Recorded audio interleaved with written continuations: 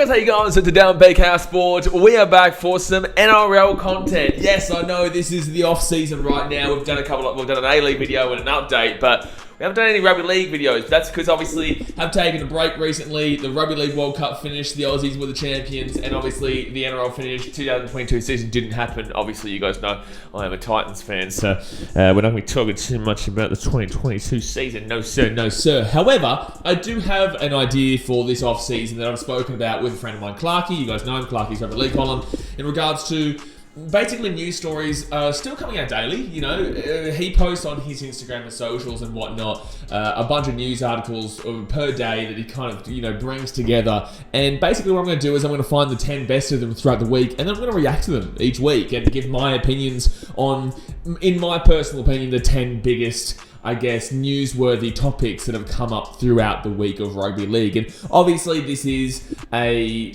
tough time as we speak, because it is Christmas and there's not a great deal of rugby league going on, but I do think it's a good way to kind of still keep some form of rugby league content on this channel, even though it is the off season. So if you do like this kind of content, guys, obviously hit that big old thumbs up button. I do really appreciate that. And do hit that subscribe button. We are here still pumping along content every single day. We've got some streams of the A-League. We'll probably do some cricket streams as well, especially with the, you know, South Africa test coming up there as well. But anyway, let's just get into, I guess, the week that was in rugby league and give my opinion on the 10 biggest topics that I can see throughout the week. So to start us off here, we do have the re-signing of Sam Walker to the Sydney Chooksters. Yes, I didn't think that anything was going to be changing here. I never thought that any other team, not because he has not quality, but I just never really thought that we'd be seeing Sam Walker go anywhere else. So this is definitely not a surprise. But the article reads, the Roosters have officially re-signed Sam Walker until the end of 2025. And he says, the Roosters have been awesome for me,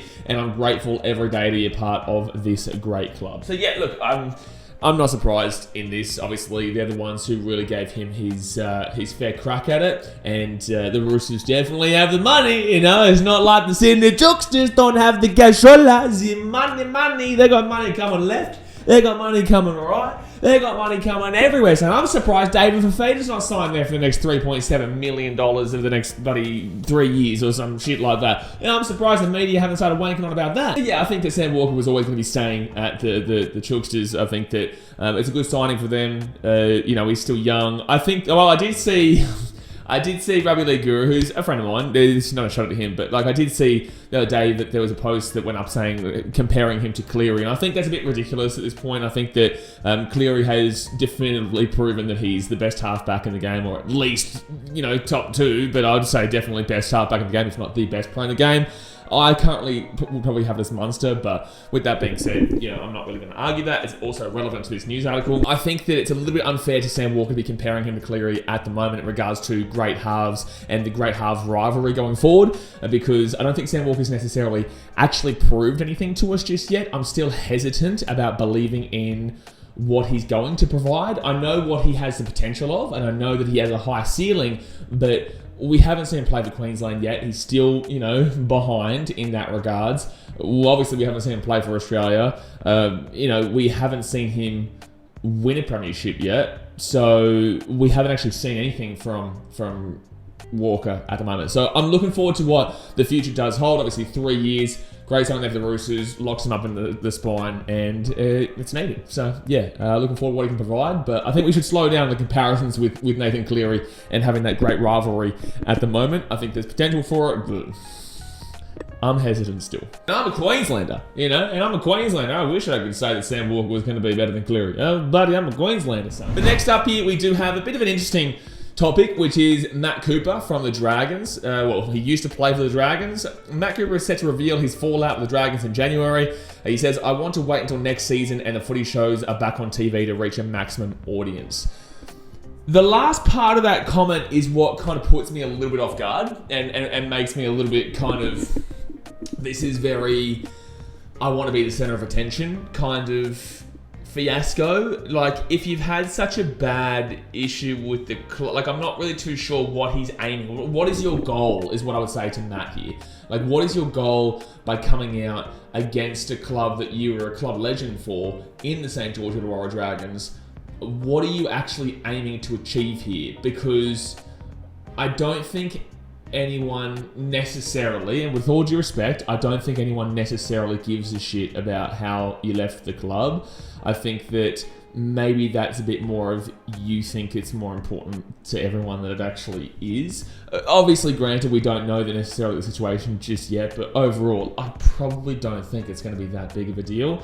And secondly, the Dragons right now are copping a bit of flack as it is because they're refusing to go into a rebuild. They realistically have for the last decade, effectively.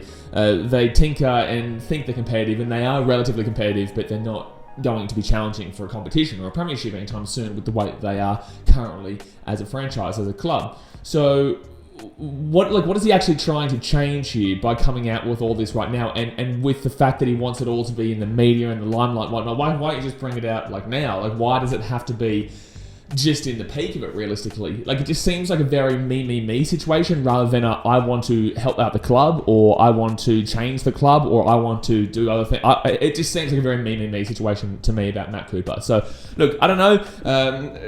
I'm not going to tell you that I'm looking forward to it, because I'm not going to lie, it's not going to change my life, and I'm not really going to give a shit about the result, but hopefully he's thought this through and actually understands what he wants out of this situation. Buzz Rothfield, eh? Mitchell Moses article here. Buzz Rothfield has questioned the Eels' culture, as Mitchell Moses is yet to sign his reported $1 million per season deal. I can remember Ray Price, Steve Ella, Brett Kenny, and Mick Cronin feeling offers for greater. They all stayed, he wrote. Okay, Buzz. Okay, firstly, no one gives a shit what you have to say. Ever. No one ever gives a shit what you have to say. Just want to straight up put that out there. And secondly, shut your mouth. Boy, oh boy, the one you've all been waiting for, eh? The one you've all been waiting for. David Fifita, my boy, from the Gold Coast Titans here.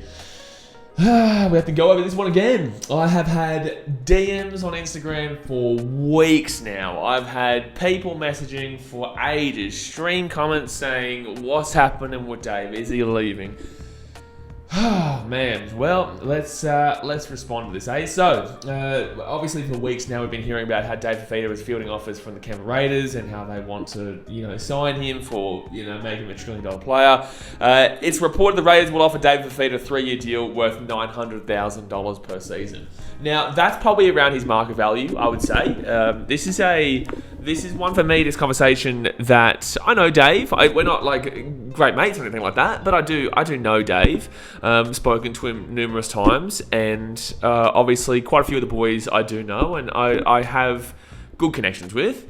And from what I gather, I would say that he's not going, and he has no interest in going, is from the general vibe around the situation. Now, things can change between now and then, and things can change from his thought process, and he could decide to go, because obviously it effectively does rely on Shaylee Bent, who is his partner, who is apparently also, receiving an offer from the Canberra Raiders to play for their women's team. I think it'd be very silly if the Titans didn't match the offer and keep her on the coast. It's like, okay, between you and me, would you rather live on the Gold Coast, or would you rather live in Canberra? Like, if you go to Canberra, like, make sure to take antidepressants. If you live on the Gold Coast, make sure... Okay, I can't make that joke. But what the matter is that I don't doubt for a second that Canberra want him.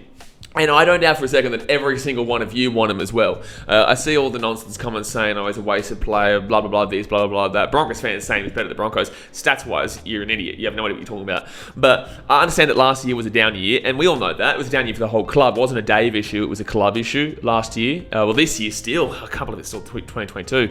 But I definitely don't doubt that the Raiders are offering, and I definitely don't doubt that the potential is there, but I do doubt that he goes, yeah. I do believe that he stays. If he does go, look, it's sad, because I truly think he can be great with this team, with the likes of Sammy Verills and Kieran Foran coming in to help out. He's starting to really, power towards the end of the season. Last year, his defense last year was actually better than people wank on about. I really do think that he can have a massive bounce back year, and I want him to stay on the coast, and I'll always back that in. If he does go, I've seen players come and go in the past. It is what it is. That's the part of the sporting landscape. It's part of the sporting game. You just have to move on from it. But I think it will be sad for us. I think it will be sad, and I think that most Titans fans who might talk a little bit of shit and don't really know what they're talking about will regret it later on. Yeah, I think they'll regret it a little bit later on. But overall, yeah, I want Dave to stay. I hope he stays. And the general consensus around the club right now is that he'll stay. So yeah, things can change, but for now, I'm going to say he's in the staying put section. Next up, we have the Indigenous All Stars. The Indigenous All Stars side is reportedly considering boycotting the game next year, as the NRL has booked their flights to New Zealand too early in the week, which will affect their ability to get out in the community. See, I absolutely 100% agree with this. Like, I agree word for word with what they're saying here, because the whole point of the Māori versus Indigenous game is to get out into the community and really, you know, provide the support for the Indigenous community on the Indigenous side, to provide the support for the Indigenous community and show out and make them happy, make them proud of their culture. And it's a cultural week. It's not necessarily about the game. It actually really isn't about the game at all, really. The game is the face of it. I would say the game is the face of the Indigenous versus Māori week, but I wouldn't actually say that it's actually too integral. I would say the main part of it is the fact that they're going into the communities and really, you know, making them proud and happy to know these players like a Trell Mitt, like a Josh Adokar, these kind of guys. So yeah, I agree with them. I think that it's appalling if they have done this, the NRL. They have to sort this out, because overall, it's ridiculous that you wouldn't have this in your mind. Why would the Indigenous All-Stars go over to New Zealand and then provide the support in the New Zealand community when the Māori are already going to be doing that? The Māori team is already going to be doing that. So why would... It makes no sense. Keep him in Australia, take him over later. It is what it is. It's all part of the community. Get around it. Big one here, Bronson Xerri from the Cronulla Sharks a couple of years ago. Obviously, he got suspended for a part of the large drugs scandal that has been really rocking that club for quite a bit. But I feel like people are starting to forget about it now, I guess. But the Bulldogs have officially confirmed they've signed Bronson Xerri for seasons 2024 and 2025. Now, with this player, I remember he was very good. He was very good. He was the next best thing coming through. Really exciting centre. Really, really good. And unfortunately, his career was thrown away. I think he was suspended for 2 or 3 years. I can't remember the length of it, but he's been out for quite some time now. I think this is a decent potential sign for the Dogs. However, I wouldn't get your hopes too high on this, because he has been out of the game for quite a long time. The game has adapted quite dramatically from when he was playing for the Sharks, and it's going to be interesting to see how he does fit into this Dogs team. The Dogs team has a lot of excitement potential, but also has a lot of dud potential in that team. So rocks and diamonds. I feel like they are going to be better this year, but I'm not necessarily sure about how much I'm willing to risk on Bronson Xerri until I see him actually play in a trial game or in, you know, rounds 1 and round 2. So yeah, I think it's good signing on potential. I think give him a chance. You know, it's like when the Titans gave James Roberts a chance and then he threw it back in our face. But the fact of the matter is that you give him a chance, because he made a mistake. He dealt his suspension. He got his suspension and he dealt with it. And now we move on and see if he can bounce back. You know, good luck to the boy. Back to the Gold Coast Titans here. Sam Verills has reportedly suffered a shoulder injury in the preseason and undergone surgery. The club is hopefully he'll be available in round 1. I think what that says is basically he will play round 1, effectively. I'm pretty certain that's just what it's saying. But what I will also say is that I think this proves why Chris Randall was signed, because my boy Boothie, Aaron Booth, he's still injured. He is on his recovery process, but he's still got a little bit to go, you know, before he can get back out to the field.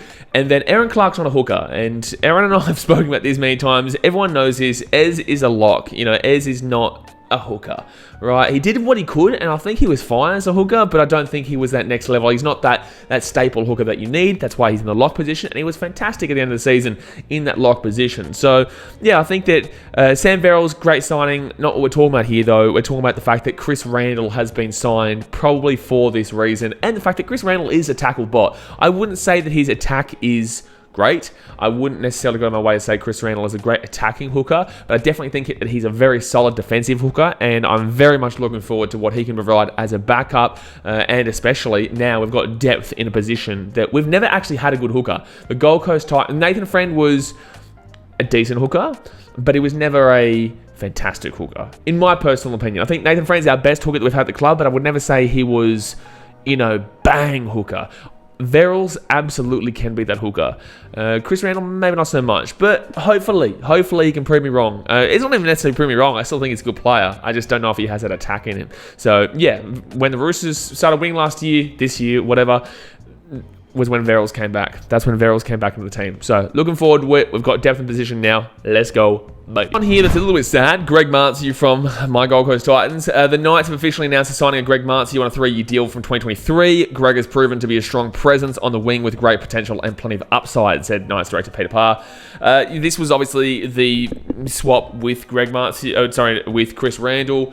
I think that this sorts out both teams. I love Greg. I think if he had defence, then he would be the best winger in the competition. I think he would shit on Brian To'o. I really do. I think that he would be the best winger in the competition by a long way, smacking Mike Sivo, smacking Brian To'o. I think he would be the best winger in the competition. But unfortunately, he doesn't have the defence in him. Lovely bloke, great attacker, shocking defence. Absolutely dreadful defense. So hopefully the Knights can get a little bit more out of him on that side. The Knights aren't necessarily known for good defense though. And yeah, I think it sorts both teams out because the Titans did need a backup hooker, and Randall's not a bad player. So yeah, I think this is a good signing for the Knights, and best of luck to my boy Greg. Best of luck to him. Finally, here we do have Ryan Matterson of the Parramatta Squeals, the Parramatta Eels here. So Ryan Matterson has reportedly backflipped in his decision to accept a 3-game suspension for the grand final crusher tackle.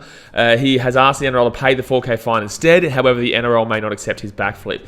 Now, this is the right call, but it's a little bit too late. I think that obviously we all know that he should have been accepting that fine. He makes enough money that $4,000 is really nothing. If you think he didn't deserve it, then whatever, man. But this is a game where you have to prove yourself to your teammates, prove yourself to the fans that you will die for your team. You'll go in and run hard and get slapped and smashed and tackled by the opposition team in, loyalty and support of the city that you're playing for, whether it be the Gold Coast or Parramatta, Melbourne, anywhere in Sydney, North Queensland, Warriors, no one cares about Brisbane.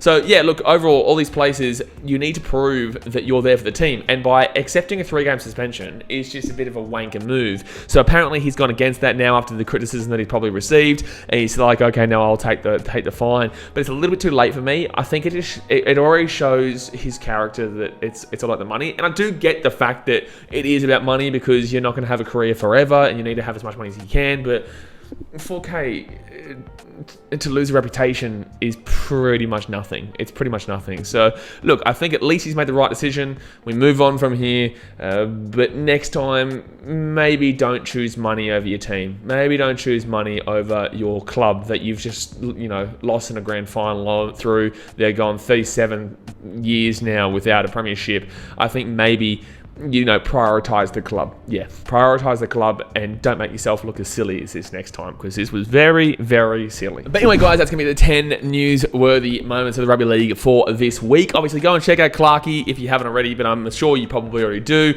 Obviously, hit that thumbs up button, guys. Subscribe if you are new around here. I want you to comment your opinions on the topics below in the comment section. Whether you agree or disagree with my statements, feel free to have a response, and I'll do my best to reply to them and see what you guys are saying. Alright, guys, I appreciate you. Thanks for watching. Catch you later. See ya.